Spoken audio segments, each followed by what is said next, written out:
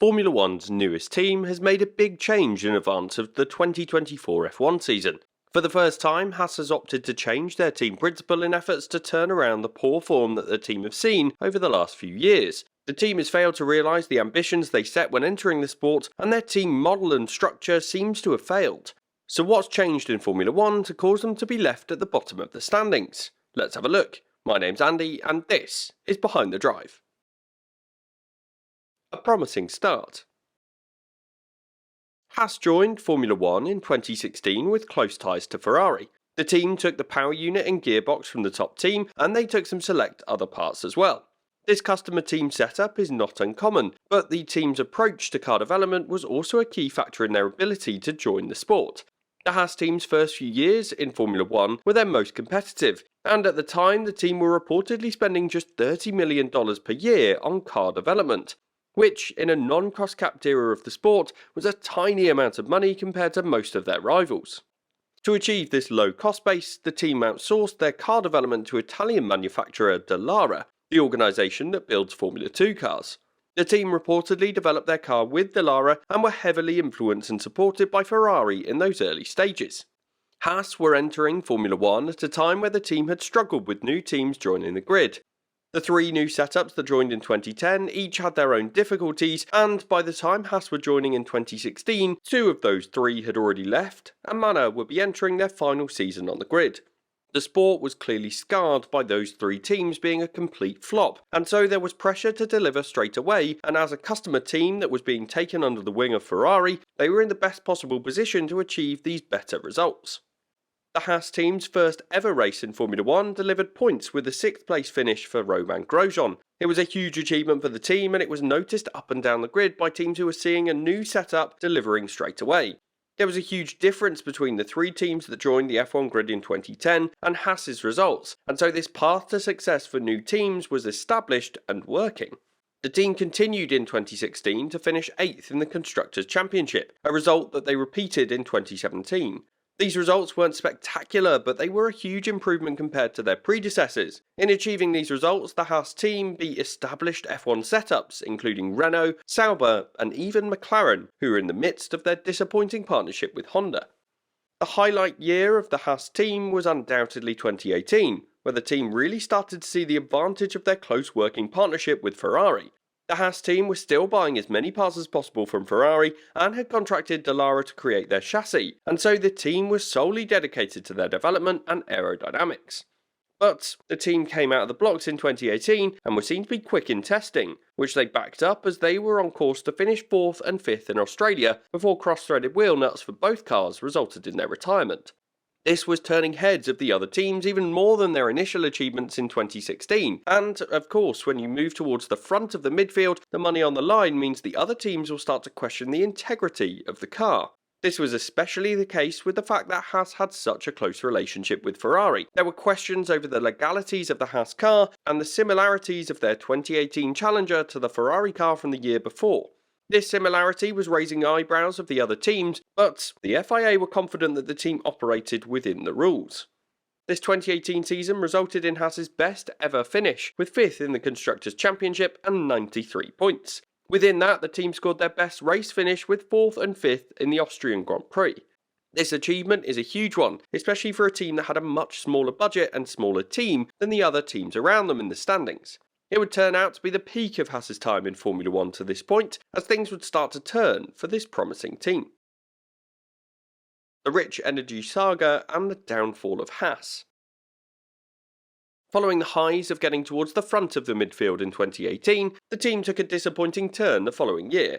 The team's car had a fundamental flaw which resulted in poor tyre management, an issue that emerged in the second race of the season in Bahrain. The Haas team principal, Gunther Steiner, later admitted that the success of the previous year likely led to overconfidence of the team, and they were probably not prepared for the challenges that they would have to overcome in 2019. The disappointing results and issues on the track were compounded by the fact that the team had signed a new sponsor deal with Rich Energy. The Rich Energy company was dubious at best, and it has gone down as one of the most questionable sponsors that has made it onto the F1 grid. The Haas team were already cash-strapped, and by bringing in the new title sponsor, they would, in theory, have had the financial might to build their team for the future. However, this never came to fruition, and the subsequent commercial turmoil for Haas challenged them throughout the 2019 season, as well as the ongoing challenge of having a sponsor on board that would publicly comment on the disappointing results of the team. The Haas team's actions through 2019 were also difficult to fully understand. The team had an experienced driver lineup in Romain Grosjean and Kevin Magnussen, but despite this experience, the team failed to listen to their feedback. The team had the occasional weekend where the conditions would fit into the very narrow operating window of their car, and they would be able to make the tyres work within these weekends. When this happened, the team believed they'd solved the issue, despite both drivers and the data telling them that it wasn't solved. This was the team compounding their errors, and it resulted in a somewhat fractured relationship between the drivers and the team, which only made the situation much worse. Perhaps the 2019 season showed the inexperience of the Haas team. For the first time, they were struggling with a car issue, and as a spectator, it felt like they spent more time looking for someone to blame than a way to fix it. All the while, the financial challenges remained, despite the team believing that they would be solved with the rich energy backing. The team therefore ended the 2019 season in a much worse position than the year before. They proved that the 2018 season was somewhat fortunate, and the fact that the team was much smaller than their rivals and poorly funded meant that they looked unlikely to be able to turn it back around. By 2020, the team went from bad to worse. They'd scored 28 points the year before, and would subsequently score just 3 in the pandemic season. They remained 9th in the championship, and had reached a point where they'd opted to change both drivers at the end of the year, in what looked like a complete reset for the American F1 team.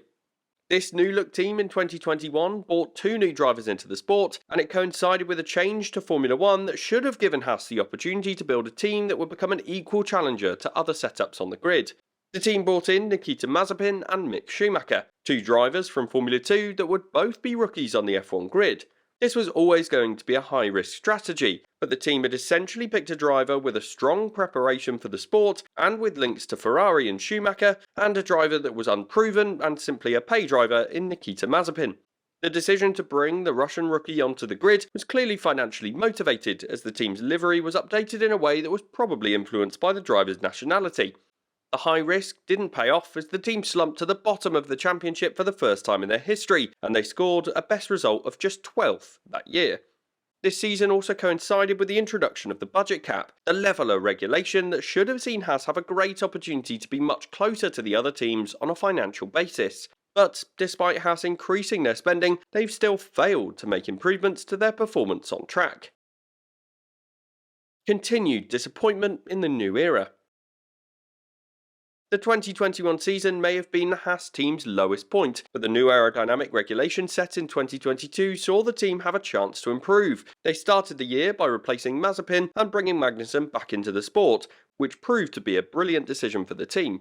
They scored some average points through the year and returned back to 8th position, with Kevin Magnussen leading the way for that team and proving that they had a car capable of scoring regular points. It felt like this could have been a good step for the team, but by 2023 they were back to the bottom of the standings for the second time in 3 years, and it was across 2 different regulation sets. The team was lost, and the days of doing well off the back of their Ferrari relationship were long behind them. Again, their 2023 car had issues with tyre management in the races despite good qualifying pace, but they struggled to make the changes and adapt to these difficult situations. So the Haas team's inexperience that was exposed in 2019 doesn't seem to have improved. The team struggled to adapt to situations where their car isn't working. This is not exactly an easy feat to achieve, but perhaps these issues are a symptom of the fact that they outsource much of their car. If the issue is with the chassis or the elements purchased from Ferrari, there's very little they can do as a team. So with this cheaper model come significant challenges. Over the off-season before 2024, the team have made a big change. They opted to drop team principal Gunther Steiner, and they've promoted Io Komatsu from within to take on that role. The team owner, Gene Haas, made the decision to drop Steiner based on the fact that they reportedly had different opinions on the level of investment required to gain success in the sport.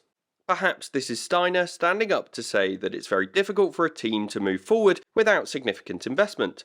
It's a sign that after 8 years of mediocrity and disappointment, the team principal felt like he'd done enough. It also suggests that while this cheaper model to set up an F1 team has worked, it's not been a ticket for success for the team.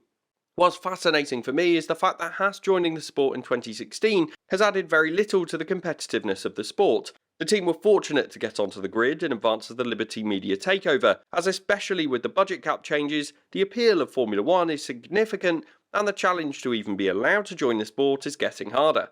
With the fellow American team of Andretti being rejected, even with the partnership with General Motors, it must be said that the Haas team would be unlikely to be eligible to even be considered for an F1 spot if they were to have applied today. They certainly wouldn't be keen to pay the anti-dilution fee of $200 million that the F1 teams demand. The Haas model is somewhat disappointing for me. They are fortunate to have a seat at the F1 table, which is clearly something that is appealing for some of the other major OEMs and major motorsport brands, and yet the Haas team seems to be the one that is running away that they aren't making big investments and are continuing to rely on others while on a shoestring budget. And while this model can work to an extent with the purchase of some elements, it's clearly a team that is in need of further investment.